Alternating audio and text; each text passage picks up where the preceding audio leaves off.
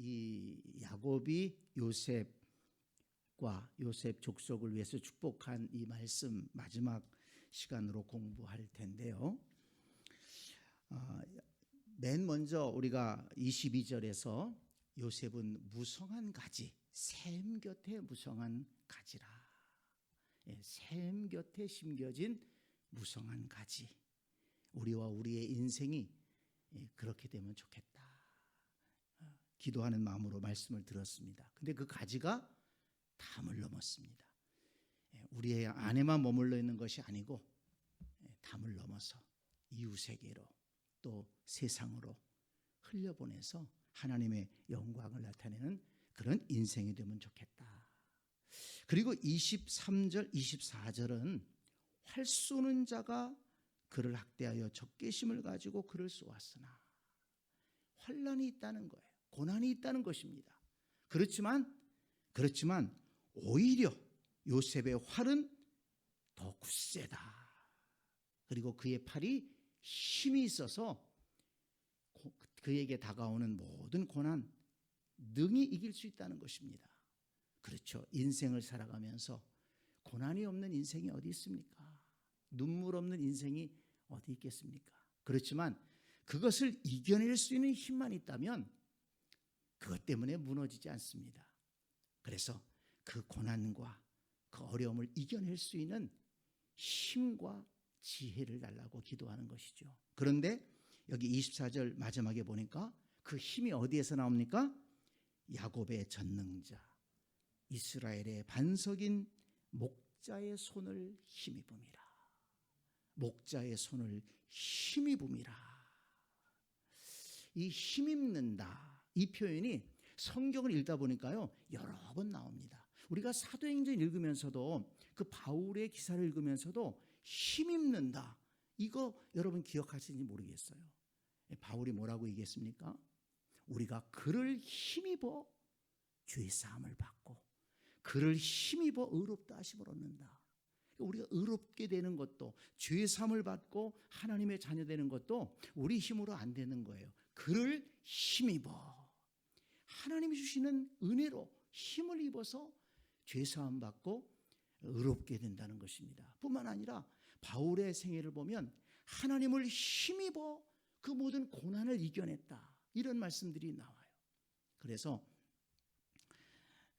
우리가 인생을 살아가면서 여러 가지 고난이 있지만 하나님을 힘입는 그런 인생이 될 때 우리 앞에 다가오는 모든 고난을 능히 이겨낼 줄 믿습니다. 죄를 이기는 것도 하나님을 힘입으면 이길 수가 있는 것입니다. 내 마음은 자꾸 죄 지는 데 가고 싶고 세상 쾌락 쪽으로 가고 싶고 그럴 수도 있어요. 또 유혹에 빠질 수도 있고. 그렇지만 하나님을 가까이 하면서 하나님이 주시는 그 은혜의 힘을 입게 되면 그것을 이겨낼 수가 있는 것입니다. 하나님을 힘입는 인생, 그런 인생이 승리하게 되는 것이죠. 그리고 이제 25절에서 지난주 수요일에 내 아버지 하나님께로 말미암나니 그가 너를 도우실 것이요 전능자로 말미암나니 그가 내게 복을 주실 것이라. 도우시고 복 주시는 하나님,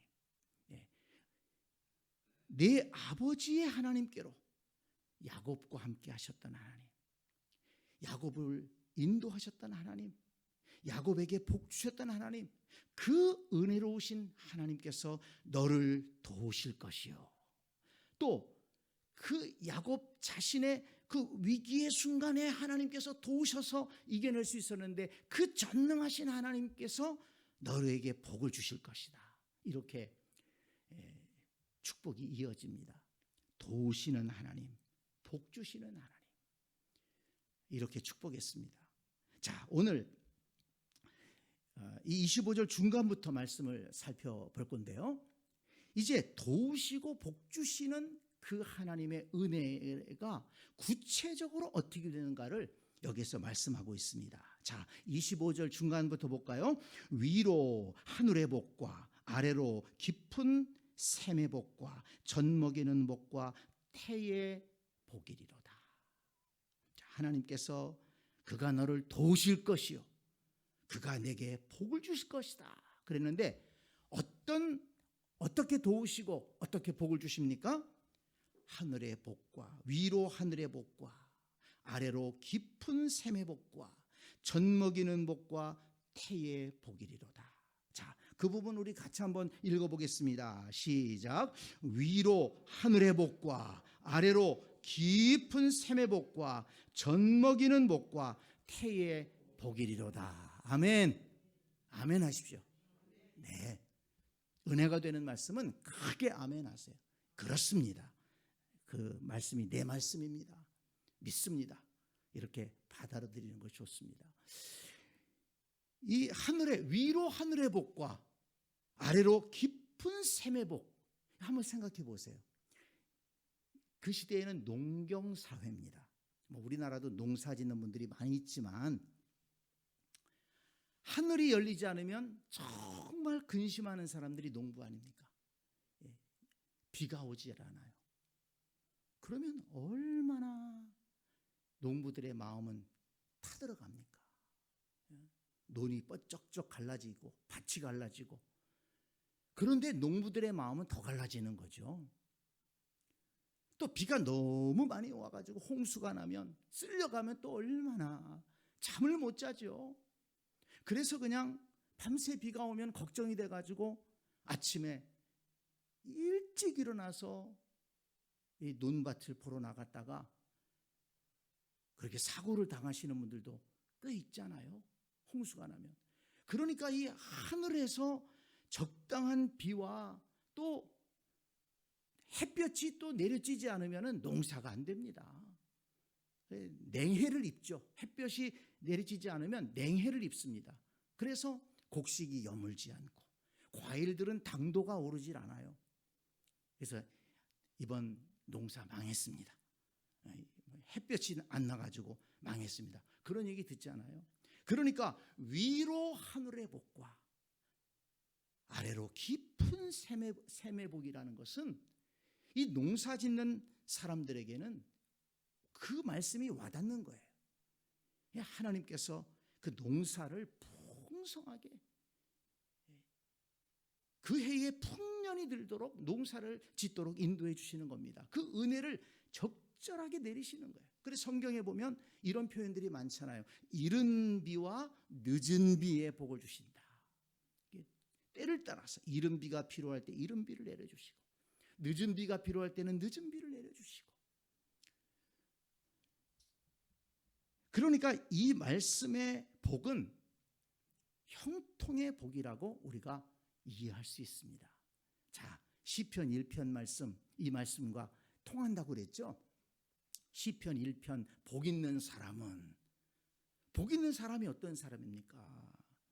악인들의 꾀를 따르지 아니하고 죄인들의 길에 서지 아니하고 오만한 자의 자리에 앉지 아니하고 오직 여호와 율법을 즐거워하여 그 율법을 주야로 묵상하는 자로다. 그러고서 그렇게 살아가는 성도들에게 하나님께서 어떤 복을 주신다고 그랬습니까? 그는 시냇가에 심은 나무가 철을 따라 열매를 맺으며 그 잎사귀가 마르지 아니함 같으니 그가 하는 모든 일이 다 형통하리로다. 그가 하는 모든 일이 다 형통하리로다. 그렇습니다. 위로 하늘의 복과 아래로 샘의 깊은 복이 흐르니까 그가 하는 모든 일이 다 형통하게 되는 것입니다. 여러분, 이런 말씀이 얼마나 은혜롭고, 이런 말씀 읽으면 기분도 좋고, 이런 말씀 붙들고 우리가 기도하면 얼마나 좋습니까? 여러분, 이 말씀 붙들고 기도해서 이 말씀대로 복을 받는 우리와 우리의 자손들이 될 수 있기를 간절히 축원합니다. 자, 위로 하늘의 복과 이 말씀을 생각하니까 우리가 잘 아는 신명기 28장의 그 말씀이 생각나지 않습니까? 이 모세가 이스라엘 백성들에게 축복하면서 뭐라고 축복합니까? 신명기 28장에 보면 여호와께서 28장 12절에 보면 여호와께서 너를 위하여 하늘의 아름다운 보고를 여시사. 너를 위해서 무엇을 여신다고요? 하늘의 아름다운 보고를 여신다는 거예요. 하늘에 있는 보고가 있다는 것입니다. 그 보고를 여시사 내 땅에 때를 따라 비를 내리시고, 때를 따라 비가 내려도 적당하게 내려야 되는 거예요. 때를 따라 비를 내리시고 내 손으로 하는 모든 일에 복을 주시리니, 내 손으로 하는 일에 복을 주시리니 내가 많은 민족에게 꾸어줄지라도 너는 꾸지 아니할 것이요 여호와께서 너를 머리가 되고 꼬리가 되지 않게 하시며 위에만 있고 아래에 있지 않게 하시리니 오직 너는 내가 오늘 내게 명령하는 네 하나님 여호와의 명령을 듣고 지켜 행하며 내가 오늘 너희에게 명령하는 그 말씀을 떠나 좌로나 우로나 치우치지 아니하고 다른 신을 따라 섬기지 아니하면 이와 같으리라. 이렇게 축복했습니다. 저와 여러분에게, 여러분들의 가정에, 우리 또 자손들에게, 자녀들에게 하늘의 아름다운 보고가 열리는 축복이 있게 될 수 있기를 간절히 축원합니다. 하늘의 아름다운 보고를 열어주옵소서. 때를 따라 비를 내려주시고 손으로 하는 모든 일에 복을 주시고 많은 민족에게 꾸어줄지라도, 그렇죠, 꾸어주고 나눠주고 도와주고 그런 인생이 돼야 되지 않겠습니까? 이게 담을 넘는 인생이에요. 성경은 항상 우리 그리스도인들에게, 하나님의 백성들에게 담을 넘는 인생이 될 것을 말씀하시잖아요. 아브라함을 부르실 때에도 너를 통하여 모든 민족이 복을 받을 것이라. 주님께서 제자들을 파송할 때에도 예루살렘과 온 유대와 사마리아와 땅끝까지 이르러 내 증인이 되리라. 내 증인 되리라는 것이 단순히 그들에게 사명을 주신 것뿐이 아닙니다. 내 증인 되리라. 온 세계가 너희들을 통해서 복을 받을 것이다. 그 복음을 받아들이고 구원의 은혜를 받음으로 하나님의 은혜 가운데 설 것이다. 이런 말씀 아니겠습니까? 부디 저와 여러분들이 하늘의 아름다운 보고가 열리는, 여기 오늘 본문의 말씀대로 하면 위로 하늘의 복과 아래로 깊은 샘의 복이 열려서 담을 넘어서 온 세계의 이웃에 하나님의 축복을 전하고 나눌 수 있는 그런 복된 성도들, 우리 자녀들이 될 수 있기를 간절히 소원합니다. 전정으로 소원합니다. 이 말씀을 붙들고 우리가 기도해야 되겠습니다. 자, 그 다음에 젖먹이는 복과 태의 복이리로다. 뭐 이거 잘 아시겠죠? 자녀의 복입니다. 대가 끊긴다. 얼마나 아쉽습니까? 안타깝습니까? 자녀가 없는 이 집은 정말 안타까운 거예요. 그러니까 하나님의 창조의 섭리도 맞지 않아요. 자녀가 있어야 거기 기쁨이 있어요. 자녀가 있으면 굉장히 사실은 수고가 들어가는데, 근데 자녀가 있어야 기쁨이 있는 거예요. 자녀들이 있고 또 그의 자녀들이 있고 손자가 있고 손녀가 있고. 그래서 경험하신 분들은 아실 거예요. 자녀로 인한 기쁨, 그리고 또 손자 손녀로 인한 기쁨, 이것이 굉장히 무엇과도 바꿀 수 없는 기쁨이라고 하지 않습니까? 그런 기쁨과 축복을 누리게 해달라고 야곱이 지금 축복한 것입니다. 우리 시대에 지금 이 하나님의 창조 질서를 깨는 그런 일들이 많이 있어서 참 결혼도 안 하려고 하고 또 애도 안 낳으려고 하고, 그 앞날을 모르기 때문에 그런 거예요. 지금 뭐 한창 젊고 뭐 돈 있겠다, 건강 있겠다, 그러니까는 그걸로 충분한 줄 알죠. 그렇지만 인생을 살아보면 그것으로 충분하지 않잖아요. 창조 질서에 순종하며 살아야 거기에 진정한 복이 있는 것 아니겠습니까? 사실 여러분, 우리 부모 세대들이 다음 세대를 위해 기도할 때 이 기도가 정말 중요한 것입니다. 젖먹이는 복과 태의 복이리로다. 그래서 가정의 자녀들이 다 때를 따라 결혼하게 되고, 그리고 거기에 자손들이 있고, 그렇게 살아가면서 하나님이 그 자녀들을 통해서, 그 가정을 통해서 주시는 그 은혜와 복을 누려야 되지 않겠습니까? 특별히 이 기도가 우리에게 절실한 기도입니다. 여러분, 우리 이 기도 제목 붙들고 하나님의 은혜가 우리 가정과 또 우리 교회의 모든 가정들에게 임할 수 있도록 우리 간절히 기도하면 좋겠습니다. 젖먹이는 복과 태의 복이 이르로다. 이 젖먹이는 복, 태의 복을 받으려면 일단 결혼부터 해야 될 것 아니겠어요? 하나님께서 결혼의 복을 허락해 주시고 또 태의 문을 열어주시고, 그래서 가정마다 이 젖먹이는 복과 태의 복이 넘치는 그런 우리들의 가정, 우리들의 자녀가 될 수 있도록 여러분 기도할 수 있기를 간절히 축복합니다. 시편 127편 3절에 보면 이 자녀의 복에 대한 말씀이 잘 기록되어 있습니다. 보라, 자식들은 여호와의 기업이요 태의 열매는 그의 상급이로다. 이 자식이 하나님이 주시는 기업이라는 거예요. 하나님의 복이라는 것입니다. 기업, 우리는 기업하면 무슨 회사를 말하는, 그렇게 생각을 하는데, 하나님이 우리에게 주시는 이건 큰 선물이라는 것입니다. 태의 열매는 그의 상급이로다. 상급으로 우리가 태의 열매를 받는다는 거예요. 하나님의 축복이라는 것입니다. 그래서 젊은 자의 자식은 장사의 수중에 화살 같으니 이것이 그의 화살통에 가득한 자는 복되도다. 그렇죠. 이 장수, 싸움의 터에 나가는 장수가 활통에 활이 많으면 얼마나 든든합니까? 그래서 활을 쏴서 적을 물리칠 수 있지 않습니까? 그러니까 이 자식이 있다는 것이 이 인생을 살아가는데 큰 힘이 된다는 거예요. 또 도움이 된다는 것입니다. 그래서 부모가 늙으면 또 자식들이 부모를 돌봐주고 위로가 되고 힘이 되어주지 않습니까? 저도 저희 노모가 계십니다마는 그런 생각이 들어요.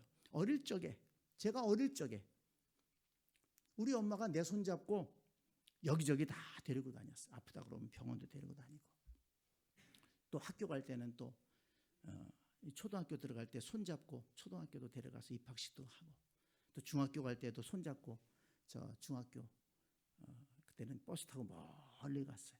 또 가서 중학교도 들어가게 하고. 그러니까 어릴 적에는 우리 엄마가 내 손잡고서 다 다닌 거예요. 근데 지금은 내가 이제 어머니 모시고 아프다 그러면 병원 모시고 가고, 또 뭐 드시고 싶다 그러면 어떻게든 또 가서 모시고 가서 또 좀 대접하고, 뭐 또 볼 일 있다 그러면 또 모시고 가서 이렇게 하기도 하고, 거꾸로 되는 거예요. 근데 그게 인생 아니겠습니까? 거꾸로 됐어요, 완전히. 근데 그럴 수 있다는 것이 감사한 거죠. 그럴 수 있다는 것이 감사한 거죠. 그러니까 이 성경의 원리가 우리 인생을 살아가는데 얼마나 귀한 지침인지 몰라요. 성경 말씀대로 살아가면 복 있는 인생이 된다는 것입니다. 분명히 성경에서 말씀하고 있잖아요. 자식은 여호와의 기업이요 태 열매는 그의 상급이다. 젊은 자의 자식은 장사의 수중에 화살 같으니 이것이 그 화살통에 가득한 자는 복되도다.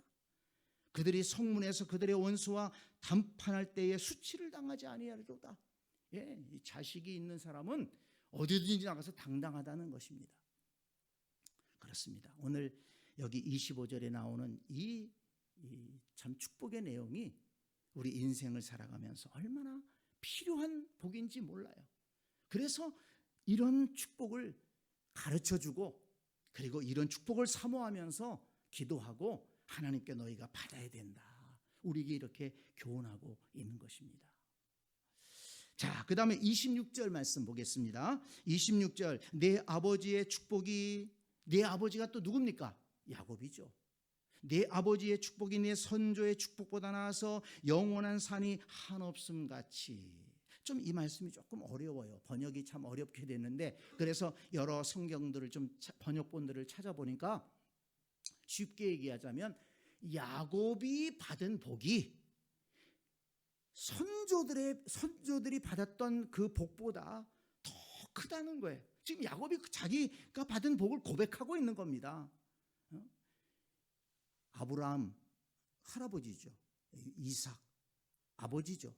그런데 그런 선조들이 받았던, 하나님께로부터 받았던 복보다도 내가 받은 복이 정말 커. 그걸 뭐 어떻게 비교할 수 있겠습니까? 지금 야곱이 얘기하는 것은 자기의 신앙을 고백하는 거예요.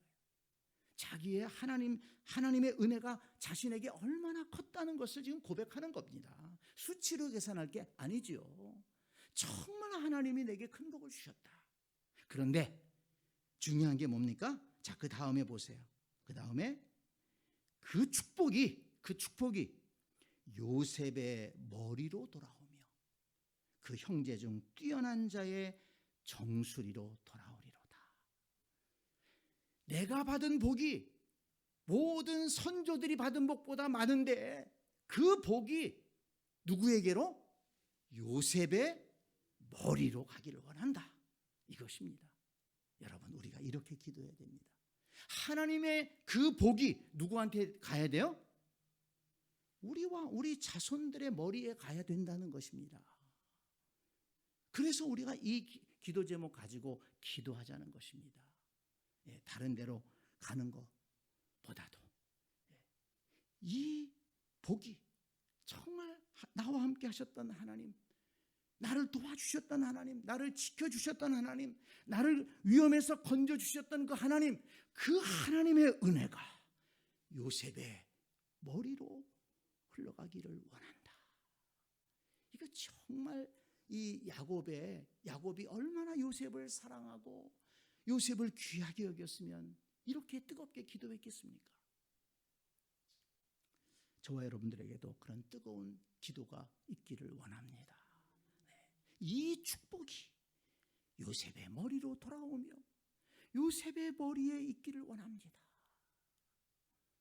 우리 자녀들의 이름을 불러가면서 이 축복이 아무개의 머리에 돌아오기를 원합니다.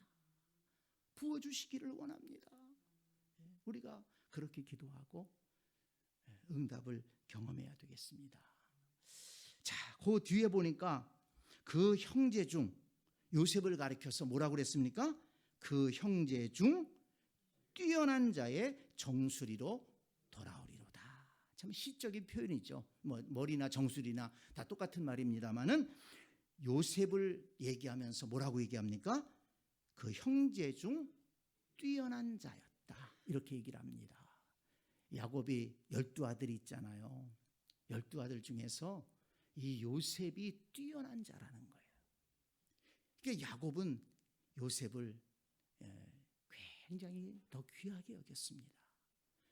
요셉의 믿음과 요셉의 인격, 그 진실함, 그 성실성, 그런 거를 이 아버지 야곱은 12아들 중에서 이 요셉을 그렇게 인정했다는 것입니다. 참 이 말씀을 읽으면서 생각나는 것은 뭐냐면, 이렇게 야곱이 요셉을 생각하면서 그 뛰어난 자의 형제 중에서 뛰어난 자의 정수리로 돌아가리라 이렇게 한 것을 보면 우리의 자녀들도 하나님의 복받을 만한 자녀들이 돼야 되겠다. 우리 부모들이 아무리 자녀들을 위해서 기도한다고 할지라도 그 복을 받을 자녀들이 그릇이 준비가 안 돼 있고 정말 엉터리로 살아간다고 하면 그 하나님의 복이 임하겠습니까? 그러니까 어떻게 보면 이게 좀 맞아야 되는 것이죠.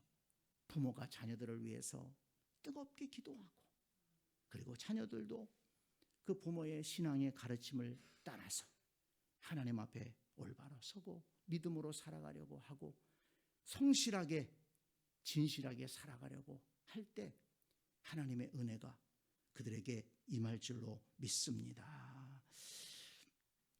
그 디모데후서 2장 말씀 여러분 기억하십니까? 자, 한번 찾아봅시다. 우리 디모데후서 2장. 이 말씀이 참 우리에게도 참 중요한 말씀입니다만은 또 우리 자녀들에게 굉장히 중요한 말씀입니다. 디모데후서 2장 20절, 디모데후서 2장 20절 345쪽입니다. 자, 같이 읽을까요? 시작. 큰 집에는 금그릇과 은그릇뿐 아니라 나무그릇과 질그릇도 있어 귀하게 쓰는 것도 있고 천하게 쓰는 것도 있나니 그러므로 누구든지 이런 것에서 자기를 깨끗하게 하면 귀히 쓰는 그릇이 되어 거룩하고 주인의 쓰임에 합당하며 모든 선한 일에 준비함이 되리라. 또한 너는 청년의 정욕을 피하고 주를 깨끗한 마음으로 부르는 자들과 함께 의와 믿음과 사랑과 화평을 따르라. 아멘. 네, 큰 집에는 금그릇, 은그릇, 나무그릇, 질그릇이 있다는 거예요. 그래서 귀 쓰는 그릇도 있고 천이 쓰는 그릇도 있는데 금그릇이라고 해서 귀 쓰고 나무 그릇이라고 해서 질그릇이라고 해서 천이 쓰는 게 아니라는 겁니다. 이건 하나님 나라의 가치예요. 세상 나라에서는 금그릇을 당연히 귀하게 쓰죠.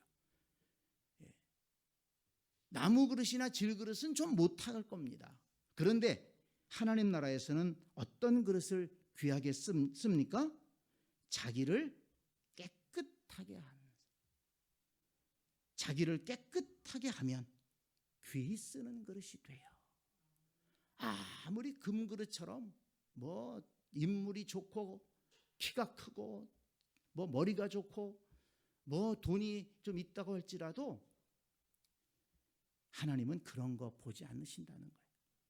자기를 깨끗하게 하고 하나님 앞에 거룩하게 서는 자들을 하나님은 귀하게 쓰신다. 그래서 여기 22절에 보면 너는 청년의 정욕을 피하고, 청년의 정욕, 불같은 정욕을 따라서 세상으로 나가면 안 된다는 것입니다. 주를 깨끗한 마음으로 부르는 자들과 함께,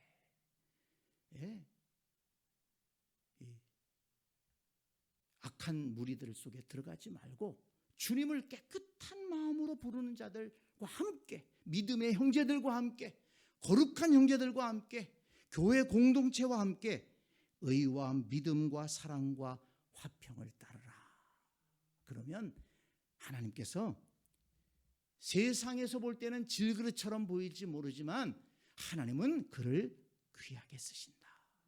이렇게 말씀하신 것입니다. 요셉이 참 그런 인물 중에 하나가 아니겠습니까? 그가 애굽으로 노예로 팔려갔지만, 종으로 팔려갔지만 그 낮은 자리에서도 하나님을 의지하고, 그럴 때 하나님께서 그와 함께 하시고, 그래서 그 어느 곳에 가든지, 심지어는 감옥에 갇혀서 소망이 없는 자리에 떨어졌을지라도 그가 하나님을 의지하고 성실하게 주어진 일을 감당할 때 하나님께서 그곳에서 건져내셔서 큰 인물이 되게 하지 않습니까? 또한 그래서 우리가 우리 다음 세대를 위해 축복 기도할 때 정말 그들이 믿음의 세대가 되기 위해 기도해야 되고, 그리고 정말 하나님 앞에 바로 서고 믿음의 열심, 신앙의 열심을 갖기 위해서 우리가 기도해야 되는 것입니다. 좋은 대학만 들어가면 되고 좋은 직장만 들어가면 되고 이런 세상의 조건들도 참 중요하지만, 그러나 그 중심이 하나님 앞에 서 있기 위해서 우리가 또한 기도하고 믿음의 길로 인도해야 될 것입니다. 자, 이제 우리 결론을 맺겠습니다. 야곱이 요셉의 족속을 위해서 이렇게 축복 기도한 내용 우리가 귀하게 공부했습니다. 우리도 이 말씀 붙들고 우리와 우리 자손들을 위해서 기도하고 이 귀한 은혜와 복을 받아 누리는 우리가 되어야 될 줄로 믿습니다. 자, 한 가지만 딱 말씀을 드리는데요. 제가 지난 주일 오후에도 말씀을 드렸는데, 이렇게 우리가 다음 세대를 위해서 축복하고 기도하고 그래서 하나님의 은혜를 흘려보내고 하나님의 은혜를 물려주는 세대가 되어야지 혹시라도 하나님의 축복을 가로막거나 혹시라도 저주를 물려주는 그런 존재가 되어서는 안 되겠다 하는 것입니다. 여러분, 지난주 오후에 우리 나눴던 말씀을 기억하십니까? 자, 한번 찾아보고 우리가 생각해 보겠습니다. 열왕기하 23장 지난주 오후에 우리 읽었었는데요. 열왕기하 23장 26절, 열왕기하 23장 26절 604쪽입니다. 자, 같이 읽겠습니다.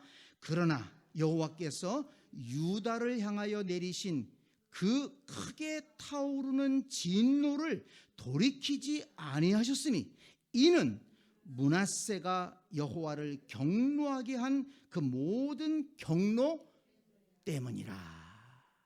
근데 여기 한 번만 나오는 게 아니에요. 자, 24장 넘어가서 24장 3절 말씀 보겠습니다. 24장 3절 같이 읽겠습니다. 이 일이 유다의 임함은 곧 여호와의 말씀대로 그들을 자기 앞에서 물리치고자 하심이니 이는 므낫세의 지은 모든 죄 때문이며, 므낫세의 지은 모든 죄 때문에 결국은 유다가 망했다는 것입니다. 끔찍하게 망했습니다.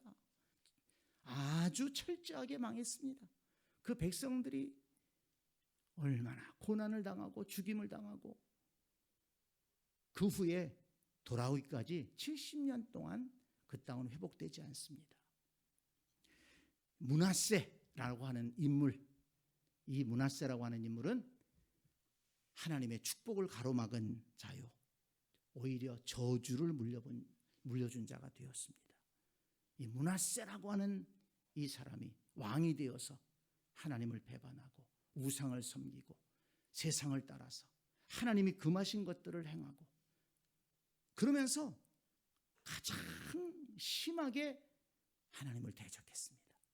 그러니까 거기서 하나님의 축복이 끊어지고 그리고 하나님이 버림을 받게 되고 오히려 저주가 그를 통해서 흘러가는 이런 안타까운 일이 일어났습니다. 이 요셉을 위해서 축복했던 야곱의 그 축복을 생각하면서 왜 마지막 결론을 이 므낫세를 말씀드리냐면, 우리가 살아가면서 결코 이렇게 야곱처럼 후대에 축복을 빌어주고 축복을 물려주는 자들이 돼야지 므낫세처럼 하나님의 축복을 가로막거나 저주를 물려주는 자가 되면 안 되겠다. 우리 분명하게 깨닫기 위해서 한 번 더 이 말씀을 읽었습니다. 자, 성도 여러분, 이 말씀 잘 기억하고 우리와 우리 자손들을 위해서 하늘의 아름다운 보고가 열리기를 위해서 기도합시다. 그래서 진정으로 복 있는 성도의 삶을 살아가기를 간절히 축복합니다. 한 사람이라도 므낫세처럼 그렇게 하나님의 축복을 가로막고 저주를 흘려보내는 그런 어리석은 자가 없게 되기를, 그것 또한 주님의 이름으로 축복합니다.